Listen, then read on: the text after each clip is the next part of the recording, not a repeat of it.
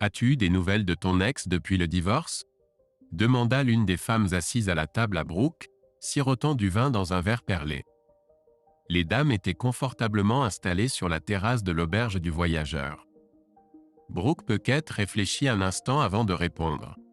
Non, depuis que je l'ai mis dehors et lui ai remis les papiers du divorce avec une ordonnance restrictive, je ne l'ai ni vu ni entendu. Il a essayé de parler aux enfants, mais ils l'ont ignoré après que je leur ai expliqué ce qu'il nous avait fait. Brooke, qui était vraiment nouvelle dans le groupe, se demandait, était-ce une mauvaise rupture? J'ai l'impression qu'il y a encore beaucoup de douleur. Quand le divorce a-t-il eu lieu? Il y a 1 an. Cet enfoiré s'est battu pendant 1 an. Quand il a remarqué que les enfants ne voulaient plus avoir affaire avec lui, il a simplement abandonné, signé les papiers et est parti. Mais dans l'ensemble, il est parti depuis 2 ans. Bon débarras. Brooke dit cela avec du venin dans sa voix. La question suivante d'Ellie était évidente. Pourquoi l'as-tu fait? Juste lui, tu veux dire? Parce qu'il m'a trompé avec son premier amour, Gemma Evans. Une voix se fit entendre derrière. Jake Van Damme a trompé? Non, il n'a pas fait ça. Il n'est pas si compliqué. En ce qui concerne me tromper avec moi, je m'en souviendrai. Ne trouves-tu pas? Impossible, absolument impossible. Je pense juste que tu es en train de manigancer un de tes petits jeux sales encore une fois, Madame Brooke Puckett. Brooke tourna la tête si rapidement que les autres pensèrent que ses yeux allaient sortir de leurs orbites. Elle dit, eh bien, regardez ce que le chat a ramené. Tu as du culot. Regarde qui parle. Tu as commencé à manipuler Jake alors que nous étions encore ensemble. Tes mensonges ont causé notre rupture, et tu as le culot d'affirmer que Jake m'a trompé avec moi? Qu'en diable, répliqua Gemma. Il y a 2 ans, comme tu le sais bien. Si la voix de Brooke avait des griffes, du sang aurait coulé de Gemma. Oh, non. Si j'avais couché avec Jake, je m'en souviendrais, n'est-ce pas? Il y a 2 ans, j'étais à 5000 miles de distance à Édimbourg, en Écosse. J'étudiais la linguistique générale et je donnais des cours particuliers à des étudiants non anglophones. Et je peux en attester avec plus de légitimité que tu ne peux attester d'être ici en ce moment. Je suis de retour pour 1 semaine après avoir déménagé de l'autre côté de l'étang pendant 3 ans, et avant cela j'enseignais au lycée de l'autre côté du pays. Brooke est devenue blanche. Ce scénario n'était pas ce qu'elle avait imaginé, et c'était une très mauvaise nouvelle pour elle. Si ce n'était pas Mademoiselle Evans, avec qui ton ex te trompait-il? Brooke l'interpella, en se mordant la lèvre. Il m'a trompé et je l'ai mis dehors. Gemma n'en avait pas fini et répliqua, et je pense qu'en le couvrant de goudron et de plumes, tu as fait en sorte qu'il ne puisse plus vivre ici. Je pense même que ses parents ont été dupés par tes manigances. Pour ma part, je ne crois pas une seconde qu'il ait été dupe, mais qu'il te suivait simplement. Sont-ce ses enfants? Je pourrais demander. Mais je dois y aller. J'ai des choses à faire, des gens à voir. Les parents de Jake, par exemple. Brooke redevint pâle. Je vais te pourrir la vie.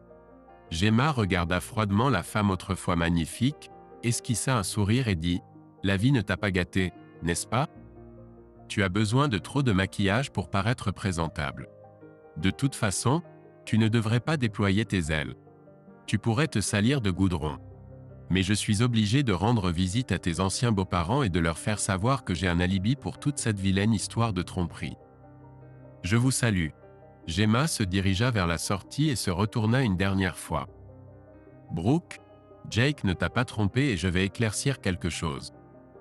Merci de l'avoir mis dehors. Il sera à moi dès que je saurai où il est. Quant à ta menace, ne sois pas ridicule. Je pars demain pour un nouveau travail, sans jamais revenir dans ce nid de vipères.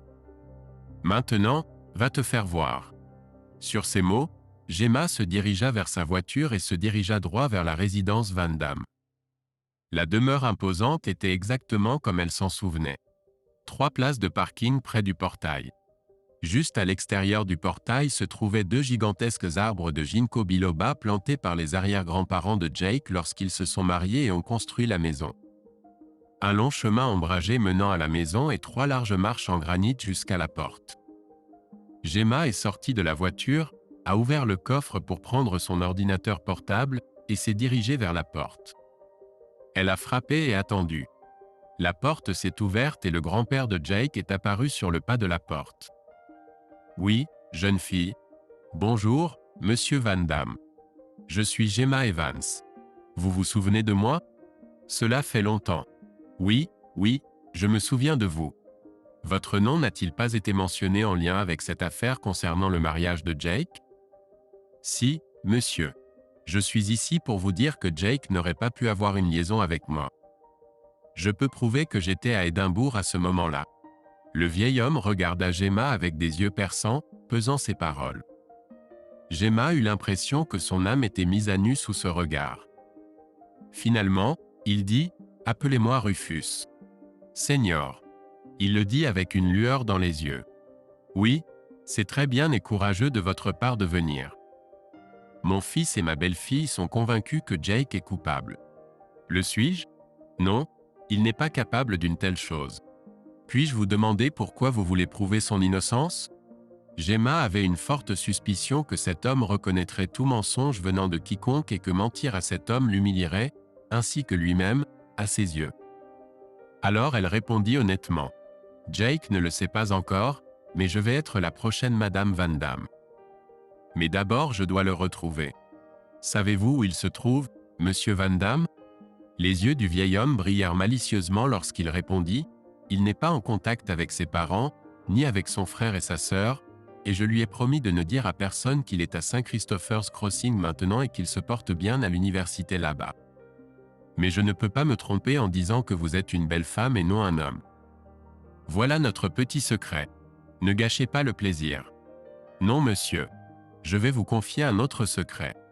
On m'a proposé un poste à la même université et j'ai accepté, donc je suis sûr de le croiser. » De quelque part à l'arrière de la maison vint une voix. « Papa, qui est là? Ne laissez pas croire ce que vous avez entendu. » Le vieil homme sourit et se tourna vers Gemma. « Connais-tu où se trouve la cuisine? » Gemma hocha la tête, mais quand elle se retourna, elle faillit rentrer de plein fouet dans la mer de Jake. « Tu as du cran, » s'écria-t-elle, « ruiner le mariage de mon fils et ensuite entrer dans cette maison sans y être invitée.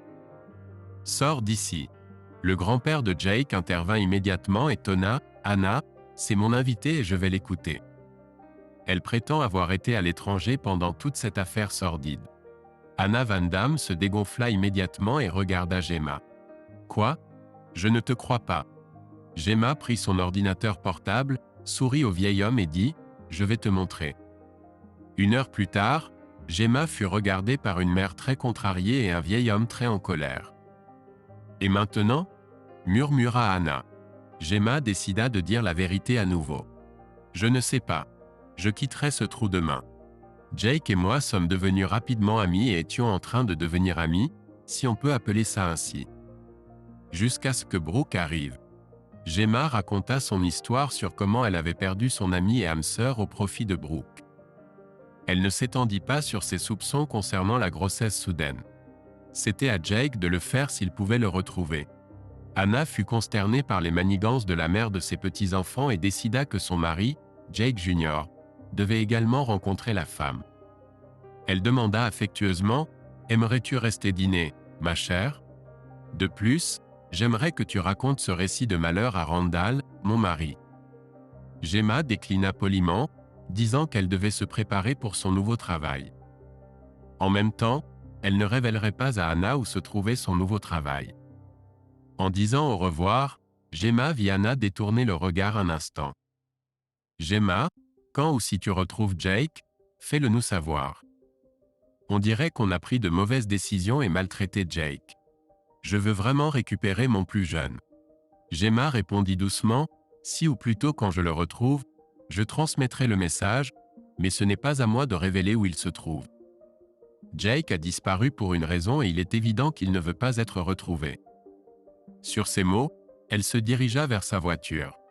À mi-chemin, elle remarqua un homme s'approchant. Merde, le frère de Jake. Il lui traversa l'esprit.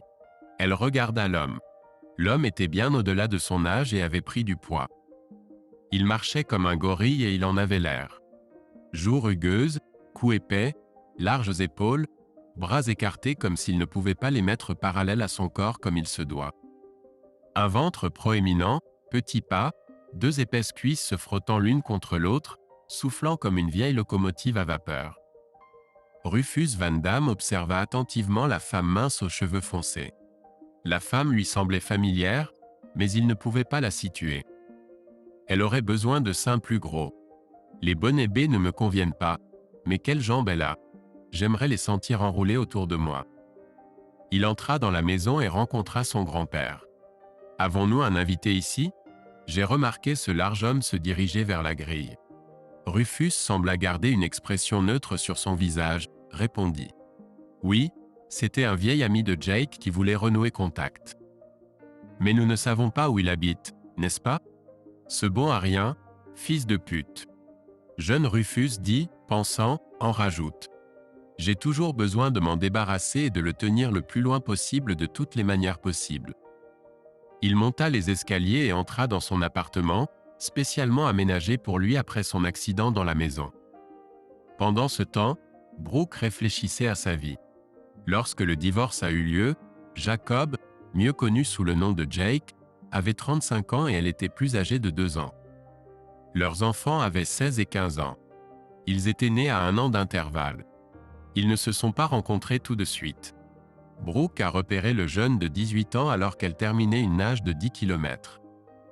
Elle ne lui a pas accordé un regard au début, jusqu'à ce que cette fille aux cheveux foncés vienne vers lui et commence à l'aider à enlever sa combinaison.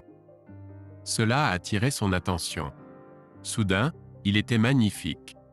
Elle observa attentivement le couple. Le gars avait les cheveux châtains coupés courts, des yeux verts et un visage ovale avec un nez bien défini sur des lèvres généreuses. Des épaules larges, de longs bras forts avec des poignets larges et des mains aux doigts longs et fins. Des hanches étroites et des jambes très musclées complétaient le tableau. Alors que la jeune fille commençait à le sécher avec une serviette et qu'il levait les bras, elle remarqua comment ses muscles se tendaient. Elle apprit plus tard que Jake avait la silhouette d'un nageur. Beaucoup de muscles puissants sous une fine couche de graisse, assez épaisse pour cacher sa véritable force. C'est à ce moment-là qu'elle décida qu'elle le voulait et commença à planifier comment y parvenir. Le fait que la jeune fille était probablement sa petite amie ne l'arrêta pas. Il fallut à Brooke 6 mois pour briser les barrières de cet homme timide. Par chance, sa petite amie, qui n'était pas encore sa petite amie, déménageait en ville et il devint beaucoup plus facile de manipuler la jeune fille.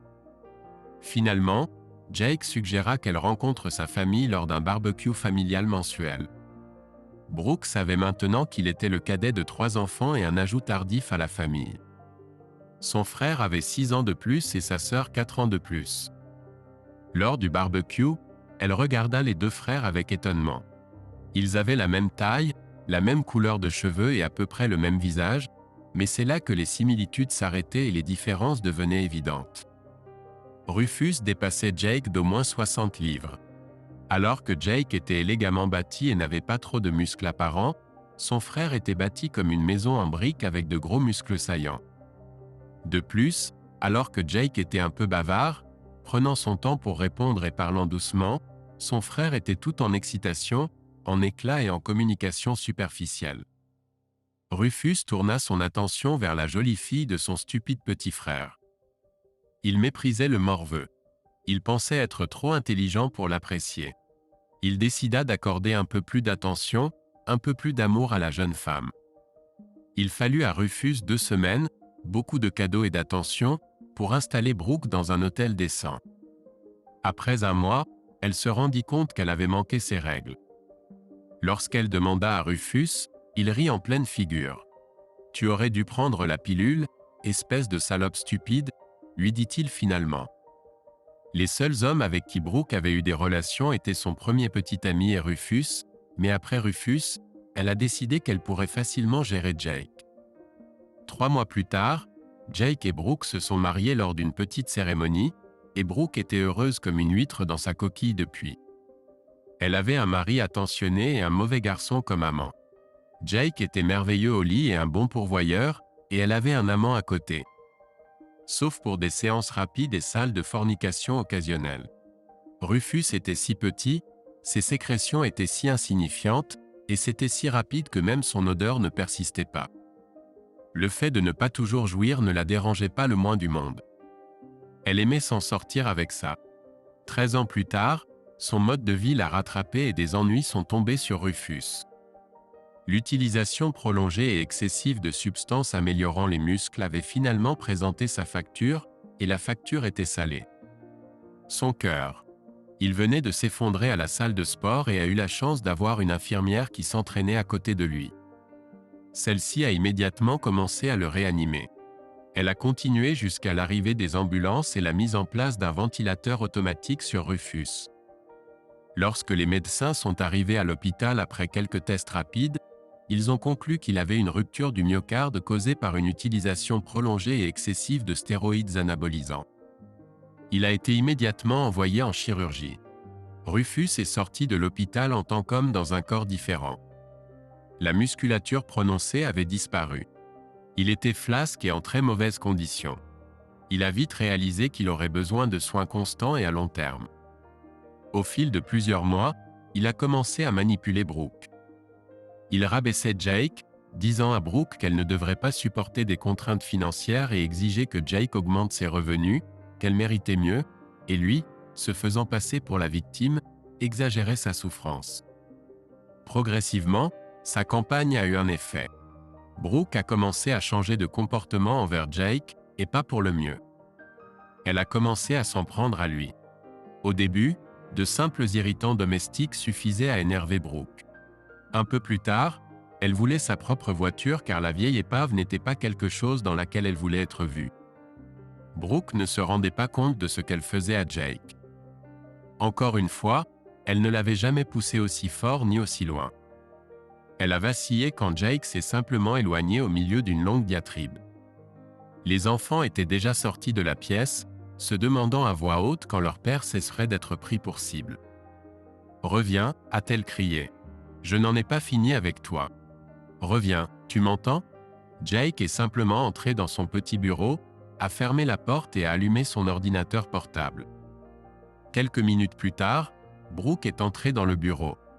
Jake a levé les yeux et grogné « Sors d'ici ». À ce moment-là, Brooke a réalisé que Jake avait atteint sa limite, et si elle continuait à le pousser, il riposterait. Elle, après avoir été mariée à Jake depuis près de 15 ans, n'avait jamais réalisé qu'il faisait partie de ces hommes qui encaissaient les coups sans broncher. Ce n'était que lorsque ses doigts étaient au bord du précipice qu'il reculerait et réagirait. Quand cela arrivait à ces hommes, ils se mettaient à riposter et à exploser sans prévenir. Jake a regardé dans la faille que Brooke avait déchirée dans son âme et a réalisé qu'elle était trop profonde. Il en avait assez. Il devait se protéger. Jake avait toujours su que Rufus hériterait de l'entreprise familiale. C'était une entreprise prospère qui fournissait à l'industrie de l'aviation des pièces spécialement conçues lorsque l'avion devait fonctionner au-dessus d'un niveau de sécurité garanti. Jake avait obtenu un doctorat en aéronautique et une maîtrise en design industriel. Son grand-père le préparait à son rôle de futur directeur technique. Jusqu'à ce que son père prenne le contrôle de l'entreprise. Il a écarté Jake. Jake soupçonnait que son frère y était pour quelque chose, mais cela lui importait peu. Il avait déjà plus de travail qu'il ne pouvait gérer. Lorsque son père l'avait licencié pour une question de forme, il avait essayé de convaincre Jake de signer un document pour l'empêcher de travailler pour la concurrence. Jake a éclaté de rire en pleine figure, est sorti, a embrassé la secrétaire de son père, et a chanté les paroles de Tommy Deo. « Je suis libre. Je suis libre. » Et la liberté a le goût de la réalité. En quittant la maison, lorsqu'un concurrent majeur a appris le licenciement de Jake, ils lui ont fait une offre qu'il ne pouvait refuser. Il l'a saisie à pleine main. Il travaillait désormais 28 heures par semaine pour le même salaire qu'il avait dans l'entreprise de son père en travaillant à temps plein. Les avantages étaient bien meilleurs aussi. Jake a réalisé que son père et son frère voulaient qu'il disparaisse et s'y attendaient depuis des années. Sur les conseils de son grand-père, il a créé sa propre entreprise et l'a basée au Luxembourg. Tout son travail indépendant passait par cette entreprise. La plupart des revenus étaient placés dans un compte Internet offshore dans l'un des autres paradis fiscaux en Europe. L'autre, plus petite partie, était versée sur son compte habituel. Brooke n'a jamais demandé d'où venait l'argent supplémentaire, juste que Jake travaillait en parallèle pour obtenir des fonds supplémentaires. Soudain, cet arrangement est devenu très pratique. Il a modifié ses instructions pour que tout l'argent aille dans un compte offshore. Il n'avait absolument pas l'intention d'arrêter son travail indépendant. Ce n'était même pas légalement possible. Les contrats devaient être respectés. Dans son bureau, il a décidé qu'il devait passer plus de temps avec ses enfants et donc arrêter de travailler ses heures indues. Le lendemain matin, Jake lisait le journal sur sa tablette, en le faisant passer avec sa tasse de café habituelle lorsque Brooke est entré dans la cuisine. « Où étais-tu toute la nuit ? Je t'attendais. Bien sûr, pendant environ 5 minutes et puis tu t'es endormi. Le cynisme ne te va pas. Raconte-moi tout. Mais avant de t'endormir, je dois te dire quelques mots. » Brooke a avalé la réponse venimeuse. À la place, elle a dit « Riley, vraiment, la parole est à toi. » Jake a dit « Tu réalises que hier j'ai travaillé environ 30 jours de 15 heures sans un seul jour de congé.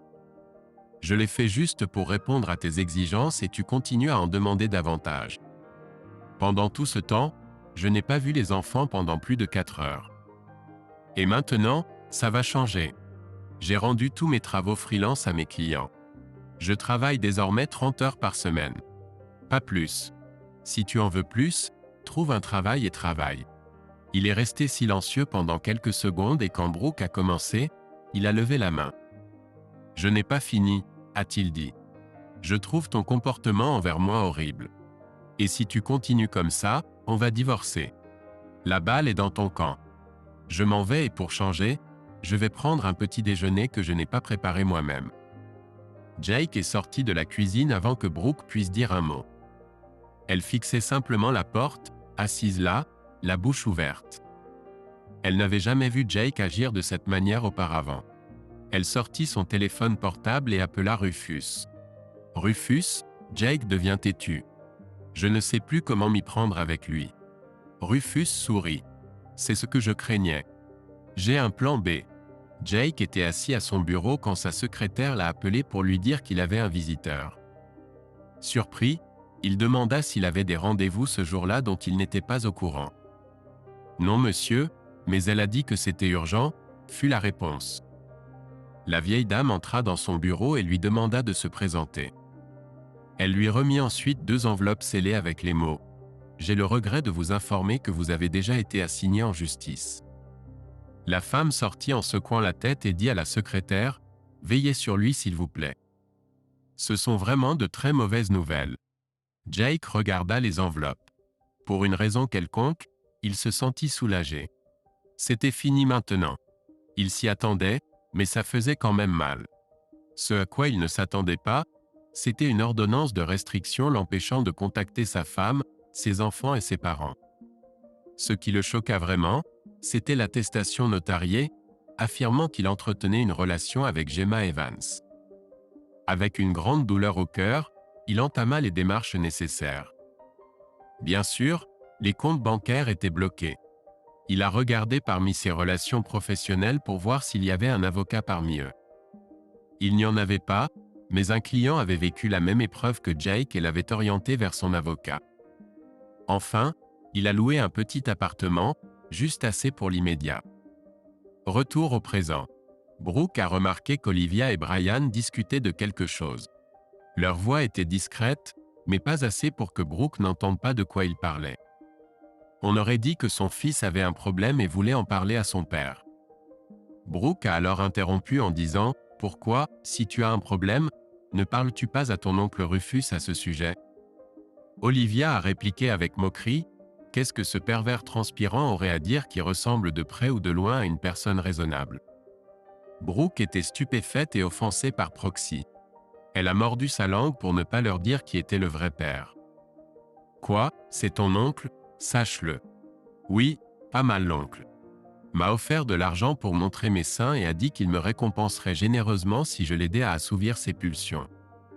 Et ce n'est pas ce qu'il a demandé, » a répondu sa fille avec dégoût. Brooke pensait, c'est sa propre fille, bon sang, et il le sait. Si ce qu'elle me dit est vrai, que Dieu m'aide. De nombreux secrets ont été dévoilés cette nuit-là. Brooke n'a eu d'autre choix que de conclure que Rufus était un pervers et un danger pour elle et ses propres enfants. Le fait qu'il ne se soit rien passé était dû au fait que Jake avait inculqué de l'estime de soi aux enfants.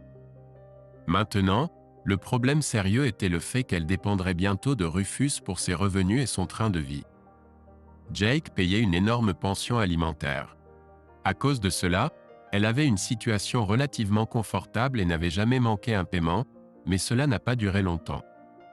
Elle se retrouve dans une situation délicate et commence maintenant à regretter certaines de ses décisions.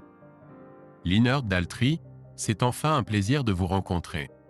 Gemma Evans et le plaisir sont partagés. J'ai beaucoup entendu parler de vous et tout a été positif. J'ai hâte de travailler avec toi.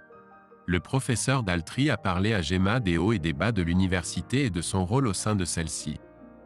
Il lui a également informé qu'il est veuf et vit avec sa petite amie. L'entretien affable s'est terminé avec le professeur Daltrey disant « J'ai arrangé un logement temporaire avec mon bon ami Nathaniel Thompson. Il habite sur le sentier de Saint-Christophe et possède une maison d'amis. Peut-être préfères-tu quelque chose de plus confortable ? Je te suggère de regarder les maisons dans les bois de Saint-Christophe. Il y a quelques maisons autour du lac là-bas et quelques terrains avec permis de construire pour les employés de l'université. Bien que je puisse te dire que le meilleur terrain est déjà occupé par notre scribe à temps partiel. » Le professeur le regarda avec nostalgie et continua « Peut-être vais-je te recruter. Cet homme fait un excellent travail avec les enfants peu doués ou ayant des problèmes de comportement ou d'apprentissage. Nous avons récemment ouvert un centre d'apprentissage spécial. Il a aidé à le concevoir pour que ces enfants puissent atteindre leur plein potentiel. J'aimerais l'avoir comme l'un des enseignants là-bas. Cependant, c'est une personne très réservée. Le contacter n'est pas bienvenu et jusqu'à présent, il a refusé mes offres. Gemma a exploré les environs des bois de Saint-Christophe. Après 2 mois d'acclimatation, elle a décidé que c'était l'endroit où elle voulait rester à long terme et a commencé à chercher la maison idéale. Nadia Thompson l'accompagnait. Soudain, elles sont arrivées devant un panneau. Il était écrit « Terrain à vendre », en dessous, en lettres plus petites. Le permis de construire avait déjà été obtenu. Gemma s'exclama « Quel bel endroit ! Je pourrais vivre ici. Mais qui concevrait une maison qui s'intégrerait dans cet environnement, encore moins la construirait ?» Nadia sourit « Je connais un homme. Il devient un bon ami à nous. Il est ingénieur aéronautique et designer. Tu devrais voir la maison qu'il a conçue pour lui-même et qu'il est en train de construire. Il est un peu solitaire, mais quand il se réchauffe, il se révèle être une très bonne compagnie. Je l'invite à dîner vendredi. Tu pourras le rencontrer si tu le veux, bien sûr. » J'adorerais, répondit Gemma joyeusement. Pendant ce temps, chez les Van Damme. Grand-père, demanda Brooke d'une voix faible. Rufus Van Damme Senior scruta le visage de la femme assise à son bureau. La mère de ses arrière-petits-enfants, née du mauvais homme. Il était un fin observateur des émotions humaines et remarqua qu'elle était très bouleversée. « Oui, ma chère. Qu'est-ce qui ne va pas? Tu sais où se trouve Jake par hasard ?» demanda Brooke avec incertitude. « Chérie, je ne vais pas répondre à cette question de manière affirmative ou négative. »« Pourquoi demandes-tu ça? Des problèmes au paradis ?» La question prit Brooke au dépourvu et elle faillit chuchoter un oui, mais se ravisa à temps. Cette réaction n'échappa pas au vieil homme. Il était temps de trancher pour cette dame. D'un ton ferme, il continua « Rufus a quelques traits de caractère très désagréables. Tu ne trouves pas? Et son addiction à ces stéroïdes n'arrange rien du tout. » Brooke bafouilla « Je ne sais pas ce que tu veux dire, sincèrement. » Rufus Senior sourit. « Ne joue pas à des jeux avec moi, jeune fille. Je suis peut-être vieux, mais je suis loin d'être sénile comme mon fils et mon petit-fils aîné aiment le penser. Je sais que tes 2 adorables enfants n'ont pas les gènes de Jake. »« Comment oses-tu » s'exclama Brooke. « Ne me cherche pas, jeune fille. Je suis prêt à risquer toute ma fortune. De quelle couleur sont tes yeux? Bleus. Et ceux de Jake? Vert. Et ceux de tes 2 enfants? Marron. Voilà. C'est presque génétiquement impossible. Il ressemble à Jake, car Rufus et Jake se ressemblaient autrefois aussi. Mais Rufus a les yeux marrons et tu as passé beaucoup de temps dans son lit. » Brooke sentit le monde s'effondrer sous elle. Elle agrippa le dossier des chaises jusqu'à ce que ses doigts deviennent blancs. Elle essaya de dire quelque chose, mais sa langue refusa d'obéir. Grand-père était impitoyable. « Tu es seul. Tu t'es complètement mise à la merci du mauvais homme. Tu l'as laissé te manipuler, toi et tes enfants. Et maintenant que le résultat n'est pas celui auquel tu t'attendais, tu veux que Jake reprenne les rênes? Que je sache où se trouve Jake ou non, je ne vais pas t'aider. Maintenant, sors. » Quand Brooke est parti, Rufus Senior est resté longtemps devant la fenêtre à réfléchir. Peut-être est-il temps pour moi d'écrire cette longue lettre. Les deux femmes étaient devenues amies depuis que Gemma logeait chez le couple Thompson, mais elles n'avaient jamais été invitées chez eux jusqu'à présent. Attendant une réponse à son coup à la porte, elle regardait autour d'elle. Elle était un peu nerveuse. La porte s'ouvrit. « Oh, salut. Tu dois être Gemma. Je suis Nathaniel, mais tout le monde m'appelle Nathan. Seule Nadia, quand elle est en colère contre moi, m'appelle Nathaniel. Entre. » Nadia est dans la cuisine. Gemma fut un peu choquée en voyant la cicatrice qui parcourait le beau visage. Alors qu'il se retournait pour la conduire dans la cuisine, elle remarqua qu'il était très élancé, mais marchait avec une légère boiterie. Que lui était-il arrivé? Un accueil chaleureux l'attendait dans la cuisine. Gemma se présenta à Jacob, leur jeune fils, puis se tourna vers Nadia. « Cette maison et ses alentours sont magnifiques. Comment avez-vous trouvé une telle perle ?» Pendant un bref instant, le visage de Nadia s'abaissa et toute leur histoire lui traversa l'esprit alors qu'elle réfléchissait à sa réponse. C'est une longue et triste histoire, mais on pourrait dire avec une fin heureuse. Je te la raconterai un jour, mais comme c'est l'histoire de Nathan, j'ai besoin de sa bénédiction pour la raconter. Ce n'est pas une information publique, seules quelques personnes en sont au courant. Tout ce que je peux dire pour l'instant, c'est que Nathan l'a arraché des mains des tyrans locaux et les a détruits dans le processus. Et Jacob n'est pas à moi. Il appartient à Nathan et à sa première femme. Il est divorcé? Avant de te rencontrer? Non, il est veuf. Mais je suis très heureuse de t'annoncer qu'en 6 mois, Jacob ne sera plus enfant unique dans cette maison. Gemma serra Nadia dans ses bras, s'exclamant « C'est une merveilleuse nouvelle ». Elle voulait demander quand le bébé naîtrait, mais Nathan l'interrompit. « Gemma, laisse-moi te présenter. »« Jake » s'écria Gemma. Sans réfléchir, elle courut vers lui et le serra dans ses bras. Jake ne réagit d'aucune manière, se contenta de dire « Gemma, ça fait longtemps. » Gênée, Gemma le lâcha. Nadia et Nathan se regardèrent, et Nathan demanda « Vous vous connaissez tous les deux ?»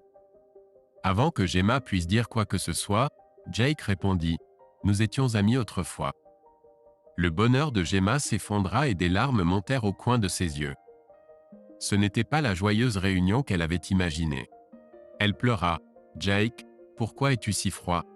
Ne suis-tu pas content de me voir? Tu m'as tellement manqué. » Jake fut surpris et encore plus confus. Il regarda ses hôtes. Nathan hocha simplement la tête et dit « Nous allons vous laisser tranquille tout de suite. Vous pouvez utiliser le bureau là-bas. » Assis dans le bureau, Jake regarda son ancien ami, maintenant très contrarié. « Gemma, dit-il, tu as dit à Brooke que nous avions eu des relations sexuelles alors que j'étais marié avec elle. Tu as même signé l'attestation. Cela a mis fin à mon mariage. Pourquoi devrais-je être content de te voir? Ces mensonges m'ont profondément blessé. » Soudain, Gemma réalisa à quel point la tromperie avait été profonde. Elle ressentit de la rancœur envers le fait que Brooke l'avait manipulée de manière à ruiner Jake et son image dans la communauté où il vivait. Elle se redressa et dit à Jake d'une voix ferme et déterminée « Je veux que tu m'écoutes très attentivement. Avant de venir ici, j'ai vécu en Europe pendant 3 ans. Je ne lui aurais jamais dit ça. J'ai entendu Brooke se vanter de cela au pub et je l'ai publiquement réprimandé sur le champ. Ensuite, je suis allé voir tes parents pour leur dire où j'avais été ces 3 dernières années. J'ai également parlé à ton grand-père. Nous avons eu une longue discussion. C'est lui qui m'a dit que tu te portais bien et qu'il était probable que je te rencontre ici. Je n'imaginais pas que cela arriverait si vite et j'avais déjà décidé d'aller te chercher. Tu m'as beaucoup manqué, pour être honnête. Jake rougit.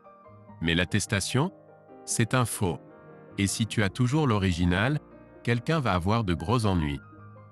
Jake, je t'aimais, je t'aime toujours, mais je n'aurais jamais accepté de partager un lit avec toi lorsque tu étais encore marié. Je ne t'aurais jamais fait ça.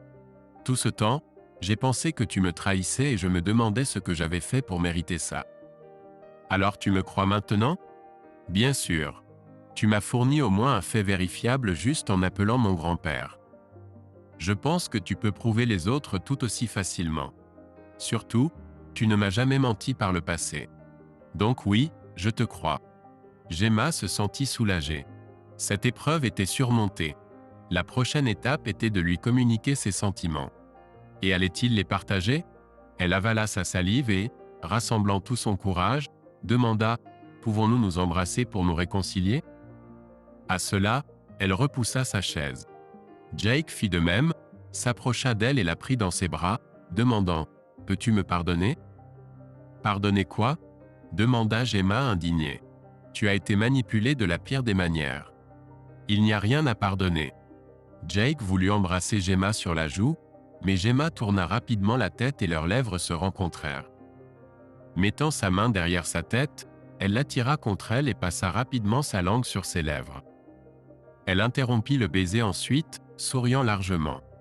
Jake était stupéfait. « Tu viens de m'embrasser? Est-ce que c'est vraiment arrivé? Tu viens de m'embrasser ?» lui demanda-t-il. « Oui. J'ai voulu le faire depuis que j'ai su que tu n'étais plus marié à cette garce. J'ai déjà dit à Brooke que j'avais des droits sur toi. Dis-moi juste quand je vais trop vite. Mais lentement ou rapidement, je viens vers toi. » Jake réfléchit à cela, appréciant la manière dont le corps souple de Gemma se pressait contre le sien. « Tu sais que je suis abîmé, n'est-ce pas? Il y a une raison pour laquelle je construis ma maison dans un endroit si isolé. Je ne peux faire les choses que lentement. J'avais besoin de guérir d'abord et je n'ai jamais osé affronter mes démons. C'est juste trop douloureux. Laisse-moi entrer, je serai là pour toi. Toujours. Je sais que tu as épousé cette garce parce qu'elle était enceinte. Sinon, tu serais marié avec moi. Et pire, j'ai fait un peu de calcul et je me demande si c'est ton fils. Il y a quelque chose de très étrange à ce sujet. Maintenant, il est temps de rejoindre nos hôtes.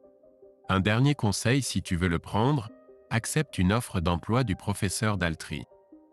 Ça te fera beaucoup de bien. » Quand ils sont revenus, Gemma a simplement dit « Problème résolu. Il est à moi maintenant, même s'il n'en est pas encore tout à fait sûr. » Nadia a applaudi joyeusement. « Super. C'était un travail rapide.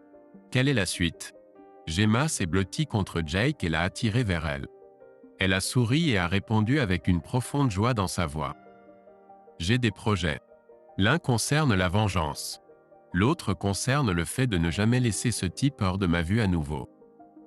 Et enfin, à qui dois-je m'adresser pour obtenir ce morceau de terrain que nous avons vu cet après-midi? » Le dîner a été un grand succès et amusant. Gemma a raconté des anecdotes des jours où ils étaient amis. Après le dîner, les choses sont devenues plus sérieuses et Gemma a finalement posé la question difficile. « Jake, est-ce que cette catin t'a expliqué comment elle a donné naissance à un fils entièrement développé après une grossesse de 6 mois et demi? » Non. Tu oublies que j'étais là et tellement captivé que je ne m'en suis jamais rendu compte. Avec le recul, je peux dire que c'était très stupide de ma part. Mais que veux-tu dire? Nathan, sachant par sa propre expérience à quel point il peut être bouleversant d'assister à la naissance d'un enfant, a répondu doucement que ce n'est peut-être pas le tien et que tu as été piégé. Mais il me ressemble et il ressemble à un frère et une sœur. Il n'y a aucun doute là-dessus. Les deux. Jake a interrompu la phrase, craignant de verbaliser ses pensées. Immédiatement, 2 femmes se sont précipitées vers lui, l'ont serré dans leurs bras et lui ont chuchoté des mots doux à l'oreille. Jake s'est repris et a demandé « Et maintenant ?» J'ai besoin de savoir avec certitude. Nadia a pris sa main et a demandé « Peux-tu penser à un homme qui te ressemble? Peut-être un cousin ?» Gemma s'est exclamée « Rufus. Ça doit être lui. » Jake a dit « Non, il ne s'apprécie même pas. » Nadia n'a pas argumenté. ou cela a été dit pour que tu ne les soupçonnes pas.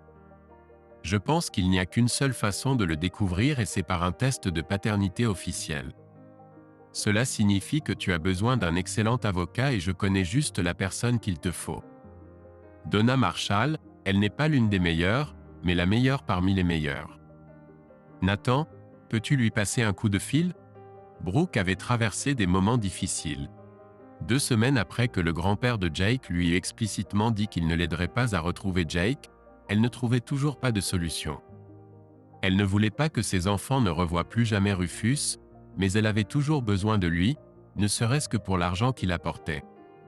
Elle préparait le dîner pendant que les enfants faisaient leurs devoirs quand on frappa à la porte. Elle regarda par la petite fenêtre et vit un homme et une femme se tenant de l'autre côté de la porte. Elle ouvrit et demanda « Puis-je vous aider ?» La femme demanda « Êtes-vous Madame Puckett ?» Madame Brooke Puckett, l'ex-femme de Monsieur Jacob Randall Van Damme ? Oui. Qu'est-ce qu'il y a ? L'homme répondit alors « J'ai un mandat. Nous devons prélever des échantillons d'ADN sur vos enfants. Le non-respect de ce mandat entraînera une arrestation. » Quoi ? Qui ? Pourquoi avez-vous besoin d'échantillons d'ADN de mes enfants ? Pour un test de paternité, dit simplement la femme, faisant ainsi tomber le sol sous les pieds de Brooke. Brooke avait toujours eu l'espoir vague que les enfants pourraient être la seule raison pour laquelle Jake reviendrait vers elle. L'autre raison très importante était que Jake payait une énorme pension alimentaire. S'il découvrait que les enfants n'étaient pas les siens, les paiements s'arrêteraient immédiatement et elle perdrait son train de vie confortable. Pendant ce temps, à la maison des Van Damme, un autre couple de secouristes accompagné d'un policier frappa à la porte de l'appartement de Rufus Van Damme. Rufus Senior observait toute la scène, réfléchissant. On aurait dit que Gemma avait retrouvé Jake et que Jake avait tout compris. Maintenant, il allait avoir des comptes à rendre. Rufus Junior avait refusé de coopérer et avait attaqué un policier. L'homme obèse n'a pas pu tenir tête au jeune dur à cuire et bientôt Rufus Senior a vu son petit-fils marcher d'un pas court et humiliant vers la voiture de police. 2 semaines plus tard, Jake, « Les résultats sont là », a crié Gemma en traversant l'appartement de Jake. Gemma redoutait les résultats. Ça allait être très difficile pour Jake de toute façon et Gemma allait devoir travailler dur pour le soutenir. Jake et Gemma étaient assis sur le canapé et Jake lisait le document et les résultats des tests joints. Quand il a fini, Gemma a vu qu'il était devenu pâle et était soudain très inquiet. « Jake, » demanda-t-elle, « qu'est-ce qui ne va pas ? On dirait que tu es en train de faire une crise cardiaque. » « Je ne suis pas en train de faire une crise cardiaque, mais j'en ferai une. » Les 2 enfants appartiennent à Rufus et lui ainsi que cette salope d'ex-femme trompeuse vont me le payer pour tout ce qu'ils m'ont fait subir et plus encore. Gemma se pressa contre Jake, essayant de le réconforter. Il se sentait bien en sa présence et elle espérait que ce serait réciproque. Jake ne répondait toujours pas à ses avances. Ils se sont enlacés, s'embrassant parfois chastement sur la joue, mais rien de plus. Gemma pouvait déjà sentir son désir battre contre l'arrière de ses dents. Elle regarda son visage et soudain Jake la regardait à nouveau avec une expression vulnérable et timide dans les yeux. « Gemma, s'il te plaît, ne me méprends pas. Je t'aime de tout mon cœur et je me suis blâmé de laisser Brooke m'entraîner loin de toi quand tu n'étais pas à la maison. Je sais que tu as besoin et veux plus que ce que je peux offrir pour le moment. Crois-moi quand je dis que ces sentiments sont réciproques. Mais avant de me donner entièrement, je dois régler cette situation et je te promets que je la réglerai. Je la réglerai de la manière forte et je ne veux pas que tu sois impliqué. De plus, si nous commençons maintenant, j'ai l'impression que tu deviendras un simple palliatif et cela ne serait pas juste pour toi et tes sentiments envers moi. Je comprends parfaitement si tu n'as pas la patience pour tout cela et que tu veux être libre. Dis-moi simplement et nous nous séparerons sans rancune de ma part. » Un soulagement envahit Gemma comme une douche fraîche après une journée chaude et épuisante. Elle savait par le passé à quel point il avait été difficile pour cet homme timide d'exprimer ses émotions les plus profondes. Et elle ressentait vivement l'amour profond qui soutenait ses paroles. Elle se donna quelques secondes pour savourer ses sentiments. En retirant sa main de derrière le dos de Jake, Gemma abaissa sa tête et l'embrassa comme elle n'avait jamais embrassé un homme auparavant. Doucement, avec un effleurement léger de sa langue sur ses lèvres, et avec tout l'amour qu'elle avait à donner à cet homme doux et beau. Jake eut l'impression qu'une pile de 9 volts avait été appliquée sur ses lèvres. Il fut choqué pour plusieurs raisons à la fois. La première était évidente, et la deuxième était que Gemma ne voulait pas prendre la voie de sortie qu'il avait proposée. Elle dit doucement, presque en touchant ses lèvres. « Absurdité, Jake. Plus d'excuses. Tu ne te débarrasseras pas de moi aussi facilement maintenant que tu as avoué ton amour pour moi. Tu me trouveras au cœur de tout à chaque seconde car je serai là pour te soutenir et t'aider. » Jake entoura Gemma de ses bras, embrassa le sommet de sa tête en pensant « Mon Dieu, elle sent si bon. » Et murmura timidement « Pourquoi ne pas repousser la construction de la maison jusqu'à ce que ce désordre soit résolu d'une manière ou d'une autre? Tu n'en auras probablement plus besoin à ce moment-là. Autant moderniser et agrandir ma maison pour répondre à tes souhaits. » Gemma était stupéfaite. Venait-il vraiment de m'offrir de venir vivre avec lui? Elle décida de demander. « Est-ce une invitation à emménager avec toi? » « Oui. Tu viens de te lier à moi, et je veux que tu saches que je suis tout autant engagé envers toi. Si tu veux une bague et la cérémonie appropriée qui l'accompagne, je suis d'accord. Mais pour moi, le mariage est une phrase vide. Si nous nous disons que nous sommes un couple fidèle pour la vie et que nous sautons le balai, c'est tout aussi valable pour moi. Oui, je veux la bague. Je veux une bague comme le symbole qu'il a toujours incarné dans toute sa simplicité. Alors je veux une petite, simple, sobre, ordinaire, non ornée bague de mariage en or, et je veux que tu aies exactement la même. Je t'apporterai le balai dès que tu auras payé ta redevance. » Cette même semaine, Jake et Gemma étaient assis dans le bureau de Donna Marshall pendant que Jake expliquait qu'il voulait une vengeance par le napalm. Donna expliqua patiemment qu'elle n'était pas en mesure d'aider. Jake a besoin d'un requin, ou plutôt, d'un requin-taureau. Incapable de naviguer dans les eaux troubles et d'attaquer de manière inattendue et efficace. Cependant, Donna connaissait quelqu'un, un collègue à elle, qui avait été dans une situation similaire à la sienne et méprisait ces vermines qui faisaient du mal aux autres. Son promoteur l'a présenté à elle, et ils se sont depuis référés des clients mutuellement ou ont collaboré sur certains cas. Quelque temps plus tard, Brooke faisait les tâches ménagères et pensait au fait qu'il n'y avait pas eu de réponse après les tests ADN. Prudemment, elle commença à espérer que tout cela disparaisse. Elle avait trouvé un moyen de protéger ses enfants de l'influence directe de Rufus, et leur grand-père avait été très utile après qu'elle eut pris Rufus Senior dans sa confidence. Rufus Junior semblait avoir peur de Rufus Senior depuis qu'il avait été emmené de l'appartement par la police. Soudain, sa tranquillité d'esprit fut brisée par un lourd coup à la porte d'entrée. Elle alla ouvrir et là se tenait Rufus. Son visage était violet et sa silhouette épaisse tremblait. Il lui cria « Qu'est-ce que c'est ?» en agitant une pile de documents froissés dans sa main. Brooke fit quelques pas en arrière. « Je ne sais pas.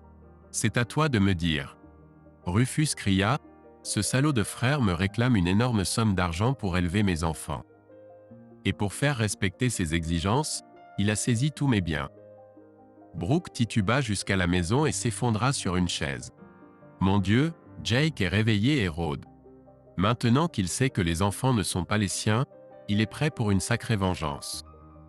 S'il s'en prend aussi à moi, c'est fini. Edmund Dantes serait un ourson en peluche comparé à Jake. Elle devint très effrayée alors que son style de vie luxueux touchait à sa fin. Rufus Junior continuait de fulminer lorsqu'il y eut un autre coup à la porte. Brooke essaya de l'ignorer, mais les coups se firent plus insistants.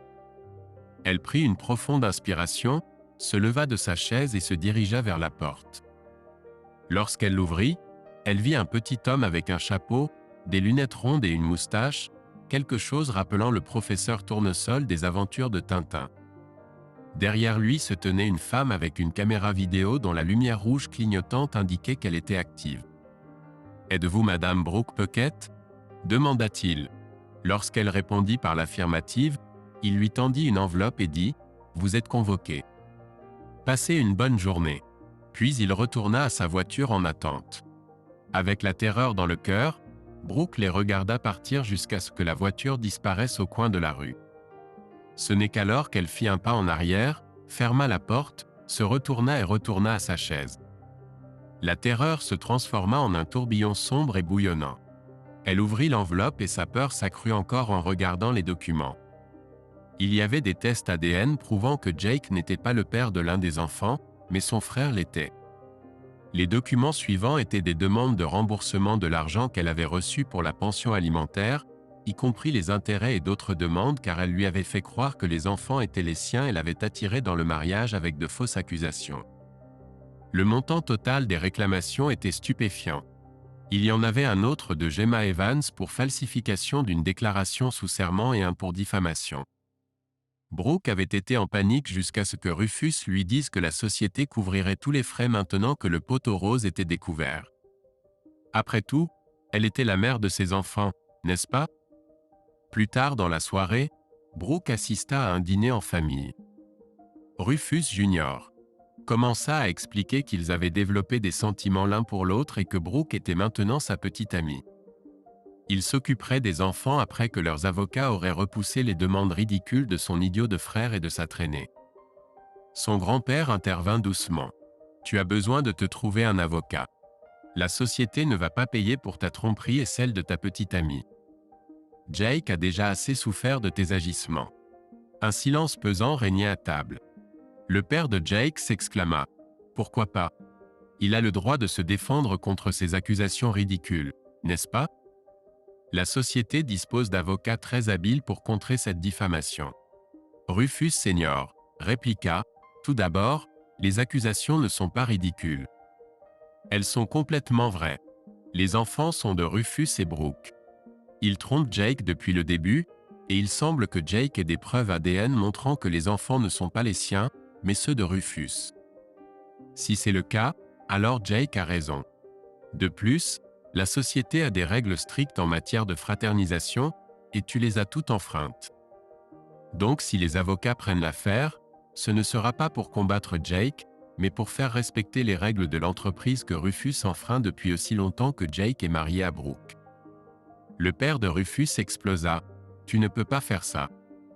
Je suis le PDG, pas toi. » Rufus Senior rit doucement et répondit. « Mais je possède 70% de cette entreprise. Je suis le président du conseil d'administration. Le conseil d'administration peut annuler toute décision prise par le PDG. Par conséquent, notre équipe juridique ne sera pas utilisée pour une bataille perdue d'avance avec un procès juste pour satisfaire ton ego. » Rufus Jr. explosa de colère. Il donna un coup de pied à sa chaise et quitta la pièce. Une fois dans le couloir, il s'immobilisa pour reprendre son souffle. Rufus Senior laissa tomber sa serviette, s'excusa et suivit son plus jeune fils hors de la salle à manger. Dans le couloir, il faillit presque plaindre le désastre de ce qui avait été un homme, jusqu'à ce qu'il se souvienne de ce qu'il avait fait à son frère. Il passa devant lui et dit d'une voix douce mais sans équivoque, empreinte d'une froideur venimeuse, « Si je découvre la vérité, je t'enterrerai si profondément que même le diable ne pourra te retrouver. » Tu comprends? Rufus Jr. fut bientôt stupéfait par cette attaque. Son ego et son arrogance reprirent vite le dessus, et il grogna en retour. « Et comment penses-tu y parvenir, vieux? J'ai aussi des amis puissants, tu sais. Essaye seulement, et tu réaliseras que ce vieux chien peut encore mordre. » Avec ces mots, le grand-père de Jake s'approcha et tapota légèrement le dos de l'homme encore essoufflé.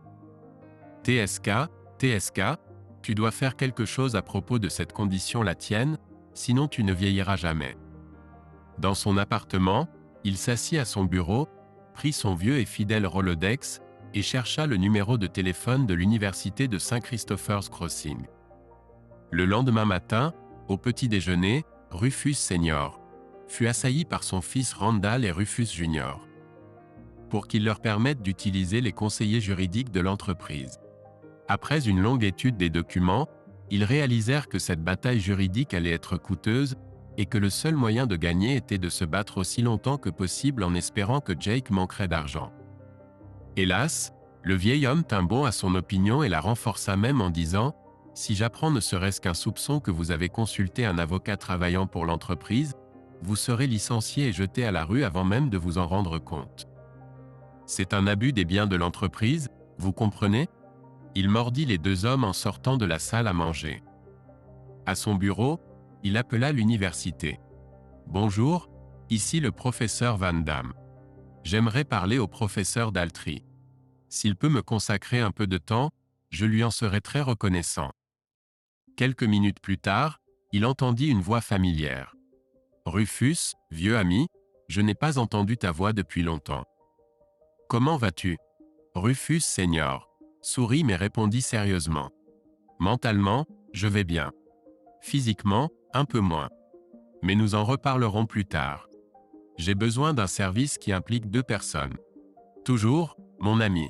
Tu m'as soutenu dans cette affaire peu recommandable avec ce petit homme, faisant chanter des étudiants de l'université pour qu'ils lui remettent des travaux dans son lit. Tu as toujours été là pour moi. Maintenant je peux te rendre l'appareil.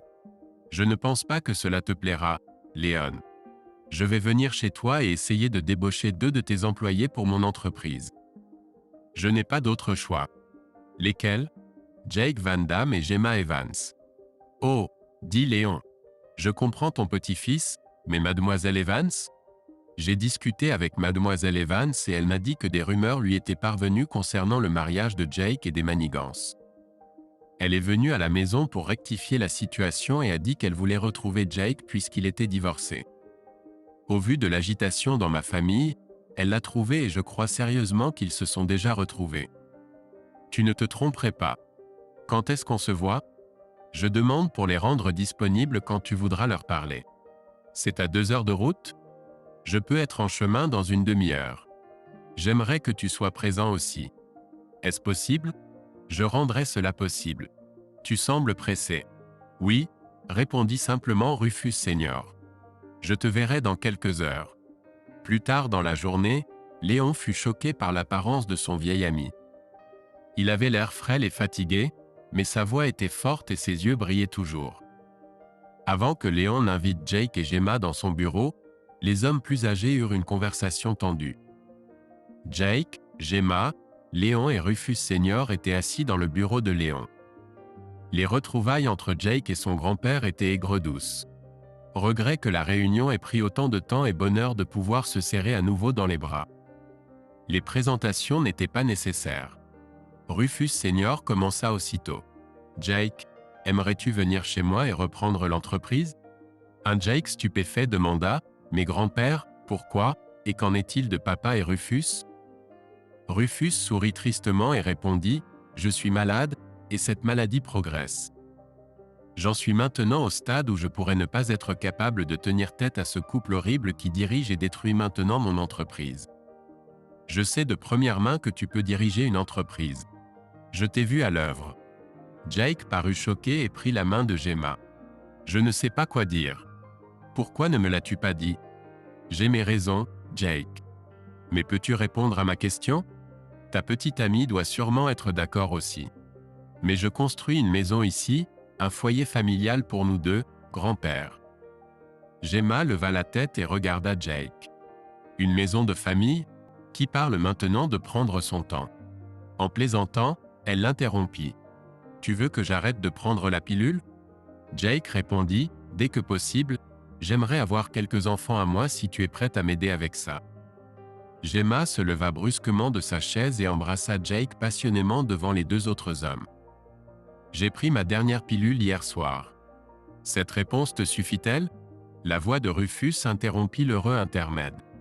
Jake et Gemma, puis-je vous rappeler que vous êtes toujours en société?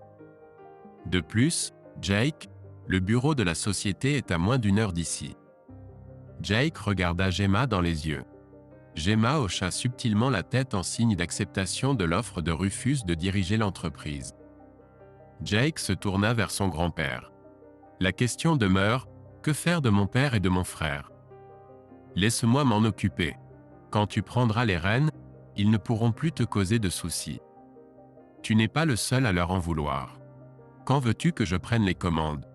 Alors tu vas le faire? Diriger l'entreprise? Cela me rend tellement heureux. Oui, grand-père, nous le ferons. Mais quand? Je suis à la fin de ma vie.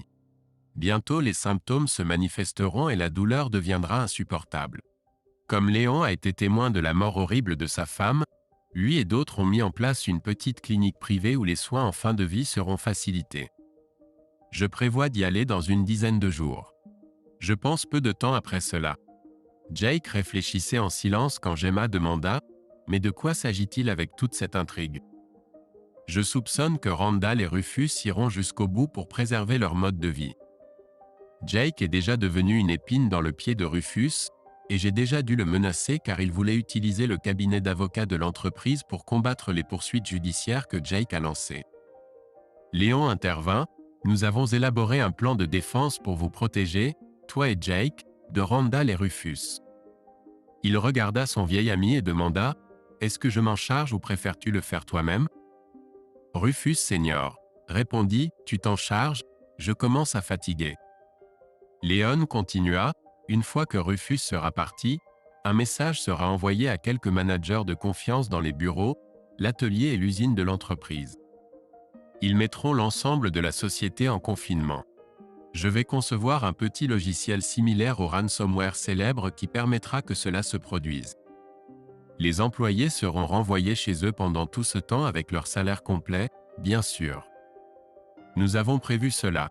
Jake et Gemma étaient stupéfaits par l'ampleur de tout cela. Jake demanda « Et nous alors ? Quel est notre rôle là-dedans ?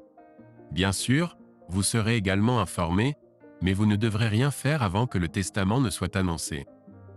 C'est à ce moment-là que tout sera révélé et vous pourrez prendre les rênes de l'entreprise. D'ici là, Randall et Rufus seront le moindre de vos soucis. » Le grand-père de Jake soupira fatigué. « Nous avons déjà réglé cela. » Il leva les yeux vers Jake et dit « Je vais vous écrire une lettre expliquant tout. En attendant, il vaut mieux que vous restiez dans l'ignorance de tout ce qui se passe. » « Grand-père, me laisserez-vous vous rendre visite à la clinique ?» demanda Jake d'une voix tremblante. « Non mon fils, tu ferais mieux de me laisser tranquille. Ce ne sera pas joli à voir et je veux être seul quand je rencontrerai mon Créateur. C'est un adieu pour nous. Une dernière question, veuillez prendre soin de votre mère. Elle, tout comme toi, est une innocente spectatrice. Je te le promets, grand-père, nous prendrons soin de maman. » Sur ces mots, ils se dirent au revoir et un Jake très ému rentra chez lui avec Gemma dans ses bras. Il fallut un certain temps dans l'appartement de Jake avant que Jake et Gemma puissent digérer cette triste nouvelle.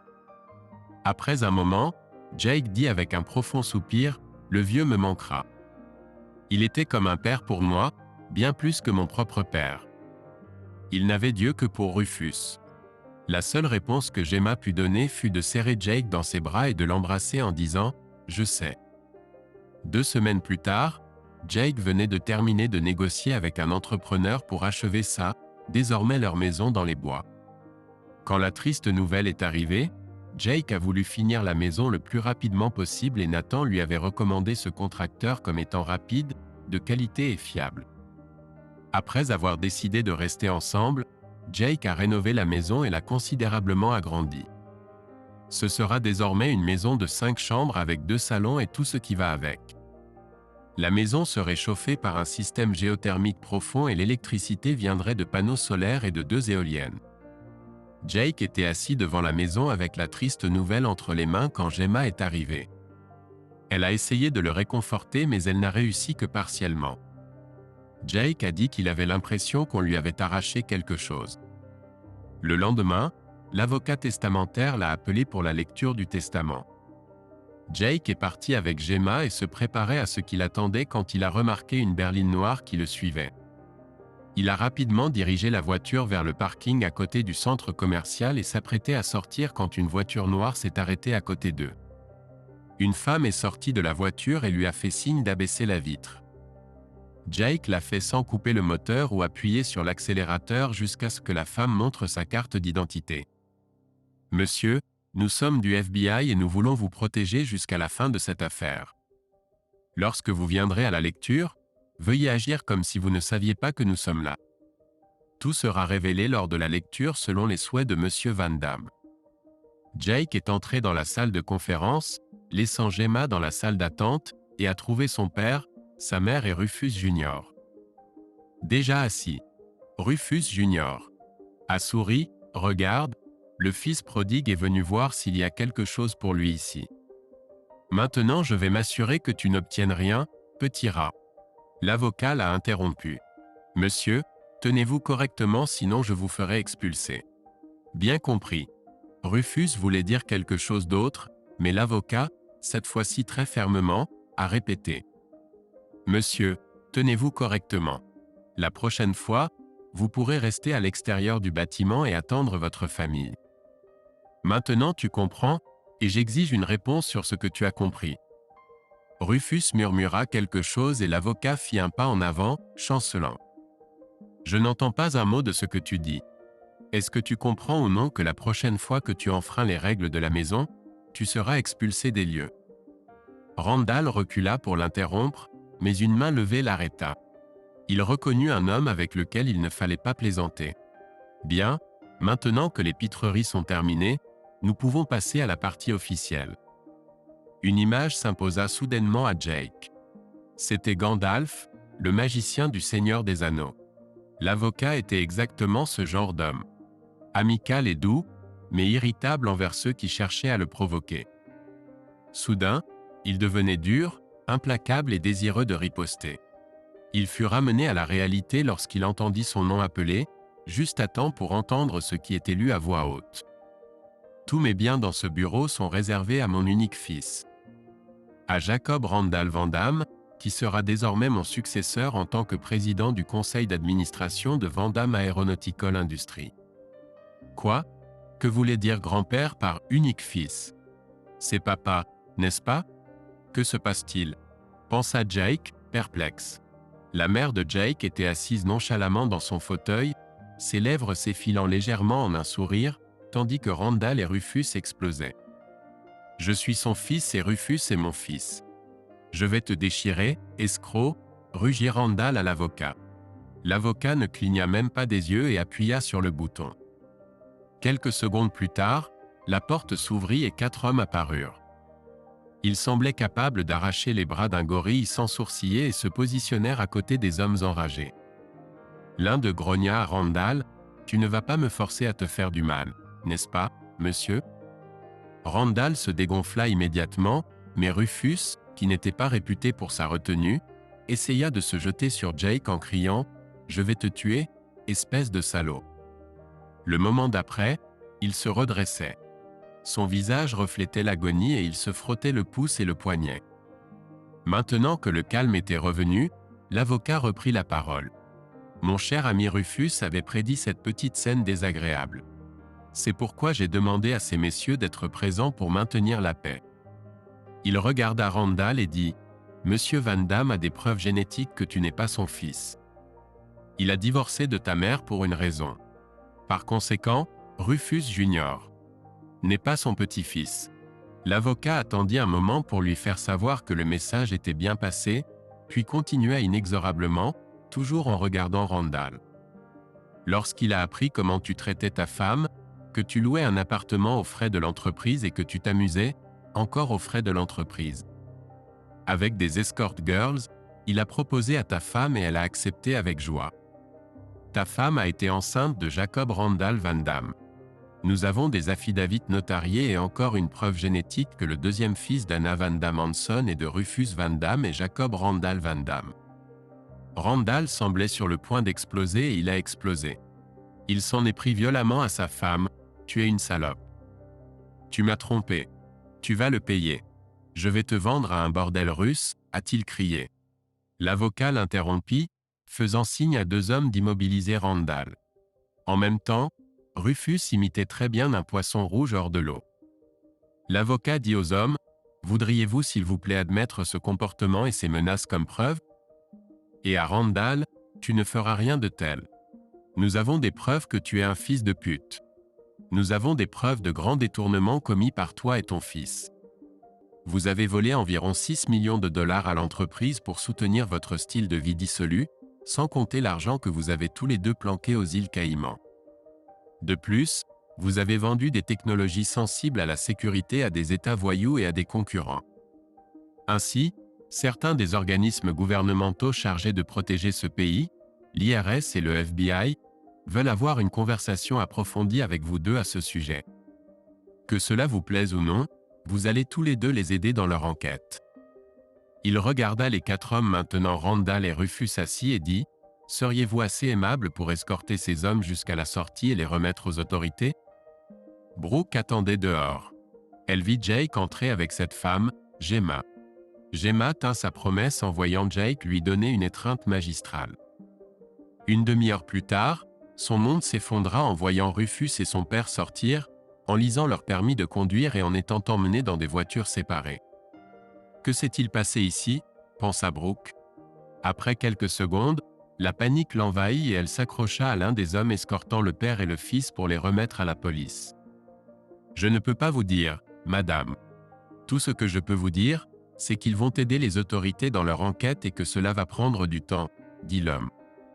L'un d'eux expliqua « On dirait qu'ils sont recherchés pour fraude, détournement de fonds, espionnage industriel et transfert de technologies classifiées vers des pays sanctionnés. Je suppose qu'on ne les reverra pas avant 20 ans. Qui dirigera les industries Van Damme quand ils seront partis ?» demanda Brooke tandis que le vide dans son estomac s'approfondissait. L'autre personne, celui qui est entré avec cette balance dans ses bras. Soudain, Brooke se sentit irréelle. Elle ne savait pas ce qui s'était passé dans le bureau, mais Jake avait pris le dessus. La vie luxueuse et la protection contre le procès de Jake que Rufus lui avait promise avaient disparu. Déprimée, elle se dirigea vers la voiture de Rufus et la trouva déverrouillée, la clé électronique posée sur la console centrale. Bouleversée, elle rentra chez elle. 1 mois plus tard, Brooke était en pleine déroute. Ses maigres revenus n'étaient pas suffisants pour subvenir aux besoins du foyer, encore moins pour les luxes auxquels elle s'était habituée dans sa, comme elle l'appelait, ancienne vie. Maintenant, elle devait trouver un plan pour augmenter ses revenus ou réduire ses dépenses. La question des frais de scolarité des enfants était particulièrement préoccupante. La seule issue qu'elle voyait était d'essayer de convaincre Jake de s'occuper des enfants, ce qui signifiait qu'elle devrait encore une fois le sortir des bras de cette prostituée. Pendant son temps avec Rufus, elle avait beaucoup fait la fête, beaucoup bu. À la demande de Rufus, elle avait subi une importante chirurgie esthétique pour retendre le ventre qui était apparu après la naissance de ses 2 enfants. Elle s'était fait remonter et agrandir les seins, avait subi un lifting du visage et s'était fait teindre les lèvres. En conséquence, elle avait perdu son apparence naturelle, celle qui avait attiré Jake. Maintenant, elle ressemblait à la chanteuse Cher, mais sans l'éclat de santé. La peau de Brooke était un peu relâchée et artificielle. Brooke ne prêtait aucune attention à tout cela et était sûre de pouvoir remplacer cette prostituée Gemma sans problème. De bon matin, Brooke était assis dans sa voiture. Elle l'avait garée de manière à pouvoir voir qui sortirait de la maison. Si c'était Jake, elle partirait et reviendrait une autre fois. Et si c'était cette prostituée, elle attendrait quelques minutes pour s'assurer qu'il y avait peu de chances que Gemma revienne, puis elle frapperait à la porte pour récupérer son mari. Soudain, elle vit une Nissan Rogue bleue apparaître et disparaître au coin de la rue en un éclair. Elle vérifia une dernière fois son maquillage, attendit 5 minutes, sortit de la voiture et se dirigea vers la porte d'entrée. Brooke avait entendu dire que Jake avait conçu et partiellement construit la maison lui-même. Elle se força à bien regarder pour savoir quoi louer. Elle pourrait toujours l'encourager à rénover la maison à son goût. La maison semblait pousser hors de la colline. Elle se perchait en haut et sa façade était orientée vers le nord. La petite façade montrait 2 grandes fenêtres à côté de la porte, recouvertes de volets. Brooke prit une grande inspiration, tira un peu sur son chemisier pour mettre en valeur son décolleté, saisit le heurtoir de porte et le relâcha. Le coup résonna à travers la maison et Brooke attendit. Et elle attendit. Juste au moment où elle allait se retourner, la porte s'ouvrit silencieusement et Jake apparut. Il l'a examinée, le visage impassible, mais il n'a rien dit, certainement pas pour l'inviter à entrer. Finalement, elle a dit d'une voix sensuelle « Salut Jake, tu as l'air bien. La vie te traite bien, je vois. Brooke, je t'attendais pour une raison quelconque. Que veux-tu? Je veux qu'on parle. Tu ne m'invites pas à entrer ?» Jake a soupiré. « Mettons fin à cela une fois pour toutes. » Il a pensé, puis entre, a-t-il répondu avec lassitude. Il l'a conduite dans son bureau. C'était le plus proche de la porte et il ne voulait pas que Brooke évalue le reste de la maison. Jake devinait pourquoi elle était venue. Lui faisant signe de s'asseoir, il prit la chaise de l'autre côté du bureau et dit « D'accord Brooke, parle. Que veux-tu de moi? Tu ne vas pas me montrer le reste de la maison? Non, pourquoi le ferais-je? Maintenant dis-moi pourquoi tu es ici. Jake, ne réalises-tu pas que nous sommes faits l'un pour l'autre? Nous avons une histoire et 2 enfants ensemble. Maintenant j'ai besoin que tu reviennes vers moi. » Jake regarda Brooke. Une pensée lui traversa l'esprit. Que se passe-t-il ici? Devient-elle folle? À voix haute, il dit « Nous avons effectivement une histoire. Mais ma version de cette histoire est bien différente de la tienne. Tu dois être folle si tu penses que toi et moi allons nous remettre ensemble un jour. » La réponse de Jake ne semblait pas du tout déranger Brooke. « J'admets avoir commis une erreur, mais il y a toujours les enfants à considérer. Je ne peux pas subvenir correctement à leurs besoins. Ils ne sont pas les miens. J'ai des preuves concluantes qu'ils sont de mon demi-frère. Alors pourquoi devrais-je le faire? Tu les as élevés le plus longtemps et tu as très bien fait. Rufus n'a jamais été capable de bien s'occuper d'eux. » Jake soupira et répondit « Ne t'inquiète pas. Je vais m'occuper d'eux. Seulement parce que ma mère, leur grand-mère, me l'a demandé. Elle m'a supplié de m'occuper d'eux et je l'ai fait pour que tu ne puisses pas mettre la main sur cet argent. Je ne veux certainement pas améliorer ton train de vie. » Brooke balbutia. Ce n'était pas du tout ainsi qu'elle avait imaginé cette conversation. Jake avait toujours été conciliant face à ses exigences et elle avait complètement oublié ce qui s'était passé avant leur divorce. Maintenant, elle avait rencontré un obstacle. Elle voulait qu'il prenne soin de ses enfants et d'elle-même. Elle essaya une approche différente. « Jake, murmura-t-elle, je sais que je t'ai blessé, mais c'est tout à cause de l'influence de Rufus. Maintenant qu'il n'est plus de ce monde, nous pouvons être très utiles l'un à l'autre. Imagine ce que je peux faire pour toi. Je connais des astuces au lit qui te feraient perdre la tête. Laisse tomber cette sorcière frigide et reviens vers moi. Nous pourrions avoir une belle vie. Nous 4, comme une famille le devrait. » Jake resta silencieux quelques instants et Brooke décida qu'elle avait remporté la bataille. Cela eut l'effet inverse sur l'homme en face d'elle. « Tu as l'air et tu agis comme une prostituée. Notre passé me fait penser que je devrais t'éviter à tout prix. Je ne vais pas te toucher, même déguisé en danger. Quant à tes enfants, j'ai arrangé un logement à St. Christopher's Crossing car Olivia ira à l'université là-bas. Brian vivra avec sa grand-mère jusqu'à ce qu'il aille lui aussi à l'université là-bas. Tu ne pourras pas t'occuper de lui correctement ni lui fournir un logement, donc j'ai pris soin de cela. Cependant, tu n'obtiendras pas un sou de ma part. En fait, tu me dois de l'argent. » Jake resta silencieux un moment et Brooke fut complètement stupéfaite par sa réaction.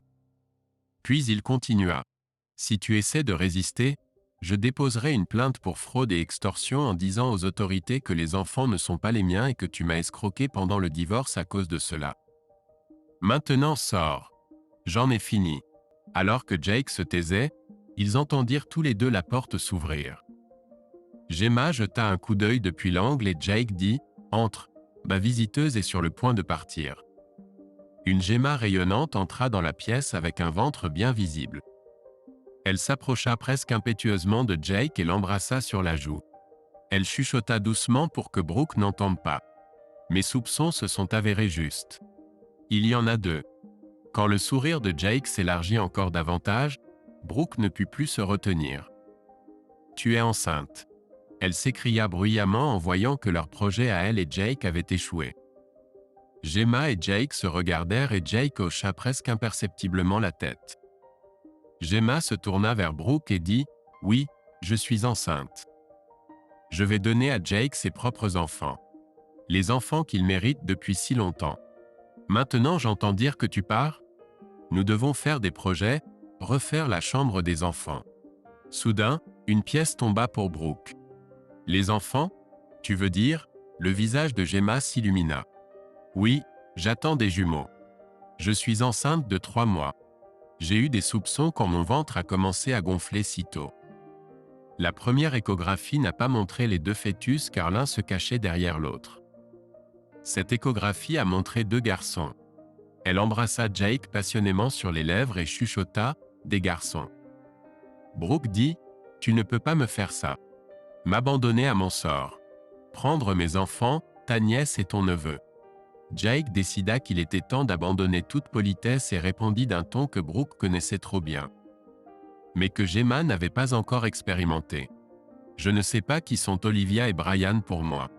Tu me le dis et garde à l'esprit que Randall n'était pas le fils biologique de Rufus Senior et je ne suis pas le fils biologique de Randall, mais de Rufus Senior. Nous avons la même mère cependant. Depuis l'arrestation de Randall et Rufus Jr., Brooke n'a plus eu de contact avec eux. Anna a refusé de s'approcher et ne voulait rien avoir à faire avec elle. Il devint évident pour Brooke qu'elle était vraiment isolée et seule. Elle n'avait pas un travail décent et vivait dans un appartement délabré pour lequel elle devait vendre ses objets de valeur un par un. Elle baissa la tête et ne remarqua presque pas que Jake avait parlé à nouveau.